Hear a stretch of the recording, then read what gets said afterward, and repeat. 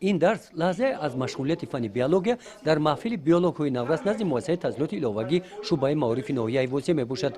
توسط اشتراک در این محفل این نوروزان در این سمت دانش خود را سیقل داده با اشتراک در آزمون‌های فنی غالبان دوره ولایتی گردیدند.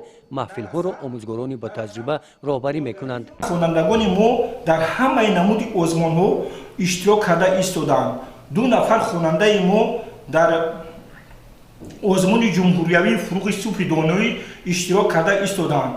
باوری داریم که نسبت سالهای گذشته سطح و صفت دانش در فن‌های طبیعت شناسی دقیق و ریاضی و کتاب و کتابخوانی بیشتر شده ایستاده است. با اعلام گردیدن 20 ساله آموزش و رشد فن‌های طبیعت شناسی دقیق و ریاضی در ساحه علم معارف در ناحیه وسه در سمت تعلیم این فن‌ها در این سال تغییرات‌های کلی به عمل آمدند. با دستگیری دولت و افراد وطندوست مانند به این صنفخانه‌های نو و زمانوی با واسطه‌های ضروری تعلیمی مجهز گردانیده شدند. یکی از واقعه‌های فرابخش این سال این نزد مؤسسه تحصیلات ایلوگی تأسیس مرکز انکشاف کودک میباشد. سمت تحصیل کودکان آموزش فن‌های دقیق با استفاده از اصول‌های پیشرفته برای کودکان نگرانیده شده است. نمونه کارهای دستی اعضایان محفل‌ها افتخار مؤسسه و ناحیه میباشند. در نمایش دستاوردهای معروفیان ناحیه و ولایت پیشنهاد گردیده موقع خود را دارند.